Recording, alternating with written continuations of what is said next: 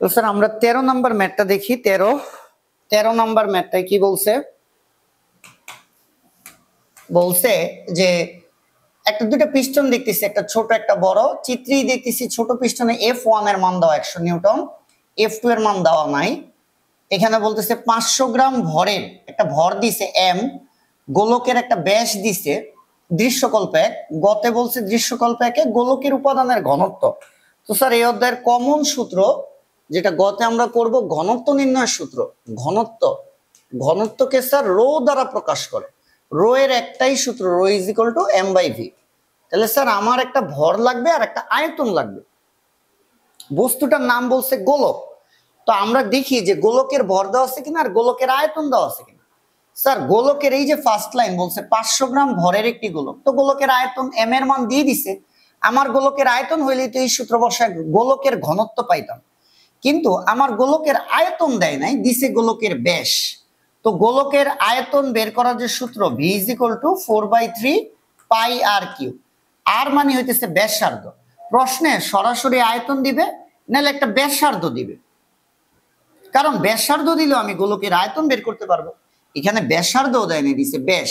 কিন্তু আমরা জানি একটা গোলকের ব্যাসকে 2 দিয়ে ভাগ করলেই কিন্তু স্যার আমরা ব্যাসার্ধ পাই।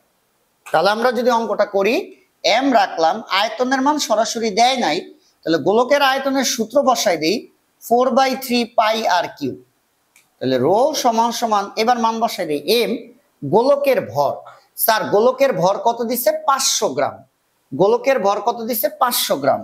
তাহলে 500 ডিভাইডেড বাই 1000, 4/3 পাই। পাই এর মান কত? 3.1416 বসাইলাম না। আর গোলকের ব্যাসার্ধ, আর গোলকের ব্যাসার্ধ কিন্তু দিছে গোলকের ব্যাস। ব্যাস দিছে কত? 6 সেন্টিমিটার। ব্যাসকে 2 দিয়ে ভাগ করলে পাওয়া যায় ব্যাসার্ধ। ব্যাস দিছে 6 সেন্টিমিটার, 2 দিয়ে ভাগ করছি, পাইলাম ব্যাসার্ধ। সেন্টিমিটার থেকে মিটারে নেওয়ার জন্য আবার 100 দ্বারা ভাগ আছে, কিন্তু আর এর উপর কিউব, আমিও দিলাম কিউব। সরাসরি ক্যালকুলেটরে মান বসাই দিব, এফএস ক্যালকুলেটরে মান চলে আসবে। তাহলে উপরে হইতেছে 500 ভাগ 1000, আর নিচে হইতেছে স্যার 4/3 ইন্টু 3.14 ইন্টু উপরে হইতেছে 6, নিচে হইতেছে 2 ইন্টু 100, এইটারে হইতেছে আবার কিউব। এদিকেও একটা ব্র্যাকেট দিব।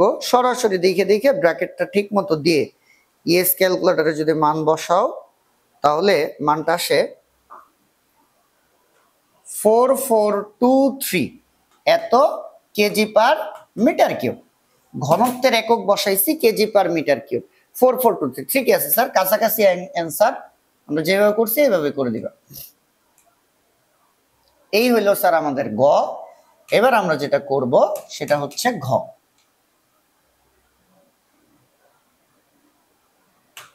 এই যে ঘ, ঘতে কি বলছে দেখি। দৃশ্যকল্প 2 পরি উভয় পিস্টনে কাজের পরিমাণ অপরিবর্তনীয় ছিল। এই যে উভয় পিস্টনে কাজের পরিমাণ বলছে, তাহলে আমরা দুইটা পিস্টনে কাজ বের করি।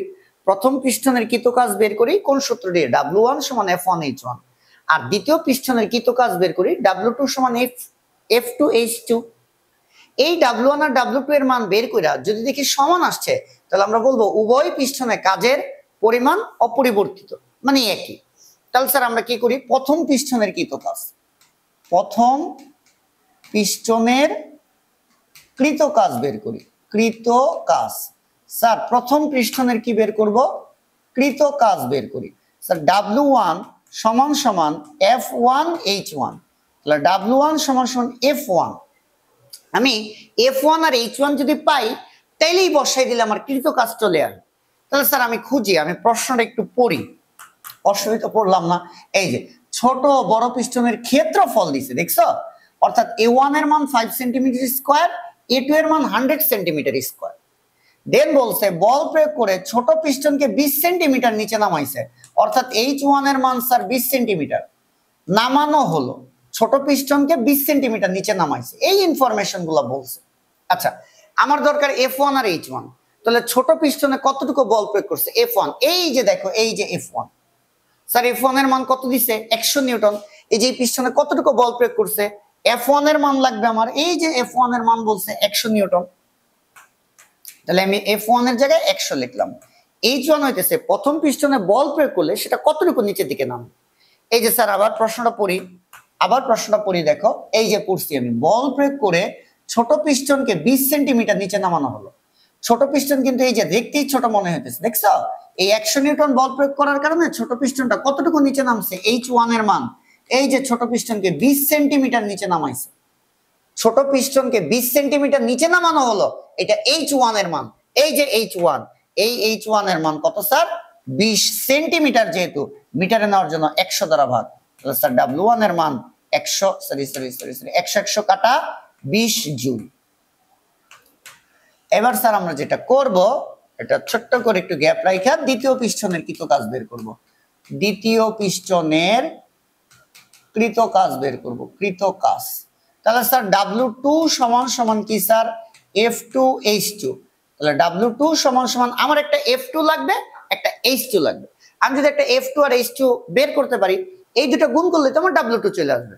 স্যার F2 এর মান তো দেওয়া নাই, F2 বের করতে হবে। এই যে এখানে বলছে F2 এর মান দেওয়া নাই, তো আমার F2 এখন বের করব।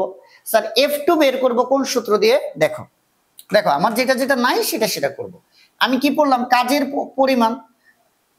তো আমি প্রথম পিস্টনে কৃত কাজ বের করছি, W1 সমান F1 H1, F1 এর মান এই যে দেওয়া, H1 এর মান এই যে দেওয়া, দুইটা গুণ দিয়ে কাজ বের করছি।